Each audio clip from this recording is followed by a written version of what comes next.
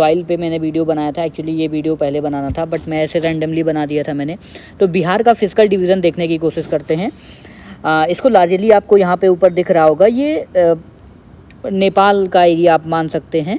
यहाँ पर महाभारत रेंज मान सकते हैं या फिर कुछ भी मान सकते हैं कि ये जो सबसे नदर्न मोस्ट साइड हमें दिख रहा है वो आप ऐसा मान सकते हैं कि ये नेपाल का एरिया। यहाँ से ढेर सारी नदियाँ ड्रेन्ड होकर के बिहार के क्षेत्र में आएंगी, ठीक है। तो बिहार का जो फिजिकल डिवीज़न है उसको ब्रॉडली कितने पार्टों में डिवाइड किया जाता है, तो ऑफ कोर्स माउंटेन उस लेवल पे बिल्कुल नहीं देखने को मिलते हैं। केवल 1% माउंटेन है, वो भी शिवालिक रेंज, जो आपको वेस्टर्न चंपारण एरिया यानी नॉर्थ एंड वेस्ट का जो क्षेत्र है वहाँ पर शिवालिक रेंजेस की वो भी डिनंडेशन फॉर्म में देखने को मिलता है। इसको सोमेश्वर की पहाड़ी कहा जाता है, ठीक है। तो ये सोमेश्वर की पहाड़ी वाला क्षेत्र है, फॉरेस्टेड रेंज भी ये वाला माना जाता है। उसके बाद में हम बीच में आएंगे, वहाँ पे दोआब वाला क्षेत्र हमें देखने को मिलेगा। वो इसलिए देखने को मिलेगा क्योंकि Ganga river, mighty Ganga river बीच से फ्लो करती है, तो वो बट ऑब्वियस है। नीचे हम जाएंगे तो हमें कुछ प्लेट्यू रीजन भी देखने को मिलेगा, हम आगे बात करने वाले हैं उस पर। और साइड में सबसे इम्पॉर्टेंट पॉइंट है कैमूर और रोहतास वाला रीजन भी हम देखने की कोशिश करेंगे, जो झारखंड और मध्य प्रदेश की जो विंध्यन रेंज का एक्सटेंशन है वो बिहार में किस प्रकार से आता है हम लोग देखने की कोशिश करते हैं। जो पहला फिजिकल डिवीज़न है माउंटेनियस रीजन, जो आपको ऊपर देखने को मिल रहा होगा, शिवालिक रेंजेस। अब शिवालिक रेंजेस सबसे लेटेस्ट है माउंटेन्स में। बिहार में सबसे लेटेस्ट फॉर्मेशन तो प्लेन का है, ठीक है, जो क्वाटरनरी फेज़ में बने हैं। लेकिन ओवरऑल जो सोमेश्वर की पहाड़ी हैं वो भी लेटेस्ट ही हैं क्योंकि वो शिवालिक रीजन में हैं। इनका लगभग 1% या 1% से कम भी कुछ किताबों में मिल जाएगा इसका एक्सटेंशन है। मतलब 1% फिजियोलॉजी जोग्राफी मतलब एरियन एक्सटेंशन की बात करें हम तो देखने को मिलेगा। तो सोमेश्वर पहाड़ी इसमें आएगा और हाईएस्ट पीक है बिहार की, ये हमें पता है। और ये फॉरेस्टेड रीजन है, वाल्मीकि टाइगर रिजर्व भी इसी क्षेत्र में देखने को मिलता है ऊपर वाले में। इसको एक्चुअली कई जगह पे और प्रकार से भी डिवाइड किया जाता है, जैसे रामनगर दून्स एंड दून्स वैली। तो ये दून्स वाला कॉन्सेप्ट जो उत्तराखंड में या हिमालयन के क्षेत्र में देखने को मिलता है, तो एक्चुअली रामनगर दून्स वाला क्षेत्र भी यही कहा जाता है। इसको अगर सब डिवाइड करें, बट इतना ज़्यादा भी जाने की ज़रूरत नहीं है। प्लेन एरिया जो बीच में हमें देखने को मिलता है, जो दोआब एरिया, ठीक है, तो ये लगभग 95% कवर होता है बिहार का। अब इसमें भी देखना है कि जो मैं यहाँ पे एक मार्किंग कर रहा हूँ, ये जो पहली रिवर है ये है घाघर, ठीक है। उसके बाद में गंडक रिवर देखने को मिलेगी, राइट। उसके बाद में ये कोसी रिवर देखने को मिलेगी और ये महानंदा रिवर देखने को मिलेंगी। हालांकि कुछ और रिवर भी हैं, बट ब्रॉडली डिवाइड करें तो उसी के हिसाब से ये सारे दोआब के एरिया हैं।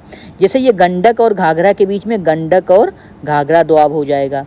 उसके बाद में घाघरा और कोशी का जो दोआब हो जाएगा, काफ़ी एरिया एक्सटेंशन है। यहाँ पे घाघरा हो गया 2 नंबर पे, 3 नंबर पे कोशी रिवर हो गई, तो कोशी और घाघरा के बीच में घाघरा कोशी दोआब हो जाएगा। ऐसे ही 4 नंबर पे महानंदा हो गया, तो 3 और 4 के बीच में कोशी महानंदा दोआब हो जाएगा। नीचे यहाँ से देखो सोन रिवर आएगी, तो ये तो नॉर्थ प्लेन हो गया, राइट। अब हम प्लेन में बात करते हैं, जहाँ नॉर्थ गंगा प्लेन, तो घाघरा गंडक, उसके बाद में गंडक कोसी, उसके बाद में कोसी महानंदा, ये मेजॉरिटी वाला यही है। लगभग 62% एरिया इसी में आता है, राइट। साउथ गंगा प्लेन में हम देखेंगे तो मैं गंगा सोन दोआब ये वाला रीजन ना, ये गंगा सोन दोआब ये वाला रीजन देखने को मिलेगा। उसके बाद में मगध का जो है प्लेन देखने को मिलेगा, जो गंगा और पटना के बीच में आता है। And then finally we will move toward अंग। अंग का जो रीजन हमें देखने को मिलता है वो लास्ट में जो भागलपुर के क्षेत्र का रीजन है वो अंग कहा जाता है। तो ये चूँकि ये महाजनपद काल से हम लोग अगर देखते हैं तो वहाँ के उस हिस्टोरिकल पॉइंट ऑफ व्यू से हो गया, but we are actually dealing with geography, ठीक है। तो ये अंग का मैदान या मगध का मैदान भी इसे कहा जाता है। बीच में एक ये मिनरल रिच रीजन है, इसको फिर कभी हम लोग देखेंगे जब मिनरल डिस्ट्रीब्यूशन देखेंगे तब।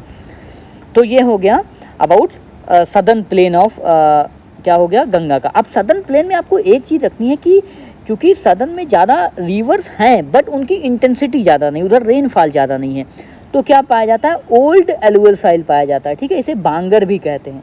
ये इतना ध्यान में रखना है आपको कि भाई क्या है, जो नदर्न बेल्ट है उधर क्या होगा, फ्लड ज़्यादा आते हैं ना, फ्लड ज़्यादा आती है, तो इसलिए खादर की मिट्टी ज़्यादा पाई जाती है नदर्न साइड में। सदर्न में बांगर पाई जाती है। उसके बाद में प्लेट्यू रीजन हम लोग देखने की कोशिश करते हैं। ये जो नीचे वाला रीजन है प्लेट्यू, ये भैया सबसे पुराना है। क्यों? क्योंकि ये आर्कियन नीज फेज से बना है। मतलब आप समझ लो, जब हिस्ट्री शुरू होती है, ज्योग्राफी शुरू होती है आर्कियन नीज से, तो उतना पुराना बिहार का ये नीचे वाला क्षेत्र है जो मैंने काफ़ी ब्राउन ब्लैक कर रखा है, धारवाड़ रेंजेस, ठीक है, ओल्डेस्ट ऑफ दी लैंडफॉर्म जो इंडिया में पाए जाते हैं, उसका भी यहाँ पे देखने को मिलता है। ठीक है, तो जैसे कुछ रीजन है गया, मुंगेर, शेखपुरा, राजगीर, ये सब धारवाड़ से मिला है। लेकिन कैमूर और रोहतास वाला जो क्षेत्र है, ये दो क्षेत्र ऐसे हैं जो आपको इस साइड में दिखेंगे, एमपी, यूपी और बिहार के बॉर्डर में। ये विंध्यन रेंजेस का एक्सटेंशन है, जिसे कैमूर रेंजेस कहते हैं।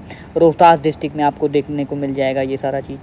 तो ये एक्चुअली विंध्यन का एक्सटेंशन है, जो चूना पत्थर के लिए काफ़ी फेमस होते हैं, राइट। और ये तो आई होप आपको कुछ इसमें क्लियर हो गया होगा। प्लेट्यूज को अगेन दो पार्ट में डिवाइड कर सकते हैं, कैमूर और रोहतास वाला, और ये राजमहल हिल वाला। ये जो एरिया है ये राजमहल हिल, चूँकि आगे झारखंड, छत्तीसगढ़ में भी थोड़ा, झारखंड में इसका राजमहल, थोड़ा वेस्ट बंगाल में भी एक्सटेंशन आपको देखने को मिलेगा। तो राजमहल हिल वाला ही एरिया है जिसमें ये गया, मुंगेर, ये सारा चीज़ आता है। नॉर्थ प्लेन में आपको कुछ चीज़ें देखने को मिलती हैं, जैसे चौर, मान, दियरा। ये एक्चुअली ज्योग्राफी में हम लोग चूँकि रीजनल ज्योग्राफी देख रहे हैं बिहार की, तो चौर, मान और दियरा कुछ अलग चीज़ें नहीं हैं, बट ये वही लार्जली जो ज्योग्राफी के कुछ फीचर्स होते हैं, रीजनल फीचर्स। जैसे चौर, जहाँ पर पानी छिलछिला कुछ दिखने को मिलता है, अंडुलेटिंग काइंड का, मतलब पानी ऐसे रेनी सीजन में एक्चुअली ऐसे देखने को मिलता है। तो ये लोकल टंग में चौर इसे बोलते हैं। क्योंकि पानी ज़्यादा है नदन क्षेत्र में, तो चौर जैसी कंडीशन हो जाती, चौर बोलते हैं एक्चुअली, चोर नहीं, चौर। मान एक्चुअली झील बन जाता है, जिसको हम लोग ज्योग्राफी में पढ़ते हैं कि नदियाँ चलते समय अपने आप को काटती हैं, फिर एक समय में वो कट करके एक अलग से झील बना देती हैं, तो वो झील को ही मन कहा जाता है या मान कहा जाता है। उसका में दियरा क्षेत्र भी ऐसे होता है, जहाँ पे चारों तरफ पानी होता है और बीच में एक उठा सा क्षेत्र होता है, थोड़ा सा उसका हाइट या ज़्यादा रहती है, और चारों तरफ एक पानी सा वाला क्षेत्र रहता है, द्वीप या आइलैंड जैसा सिचुएशन। तो इसको ये एक्चुअली नॉर्दर्न प्लेन में देखने को मिलता है। साउथ में क्या देखने को मिलता है? साउथ में थोड़ा ड्रॉट प्रोन है, वहाँ पे टेम्परेचर ज़्यादा है, वहाँ पे वर्षा कम है, तो वहाँ पे टाल क्षेत्र देखने को मिलता है, और बांगर सॉइल देखने को मिलती है, और मिलेट फिर देखने को मिलता है, यानी कि पानी कम है तो मोटे अनाज का उत्पादन होगा। टाइम क्या है? देखो, ये वाला जो क्षेत्र है बिहार का, ये सबसे पुराना क्षेत्र है, ठीक है। फिर ये दूसरा विंध्यन रेंजेस वाला, ठीक है, ये कैमूर, रोहतास वाला क्षेत्र। और उसके बाद में ये सोमेश्वर पहाड़ी वाला क्षेत्र तीसरे नंबर पे बना है, यानी कि आपको इसको थर्ड नंबर पे रखना है। एंड देन लास्ट में जो क्वाटरनरी फेज़ है, क्वाटरनरी फेज़ में ही बने हैं ना प्लेन्स, तो प्लेन्स जो है क्वाटरनरी फेज़ में ज्योग्राफी में बनाए गए हैं। तो ये देखना, ये विंध्यन एज हो गया, ये टर्सेरी माउंटेन्स है ना, टर्सेरी माउंटेन्स आप कह सकते हो शिवालिक को, और ये आर्कियन एज के हैं, ठीक है। तो सबसे oldest of the land mass आप कह सकते हो। तो फर्स्ट, सेकेंड, थर्ड, फोर्थ।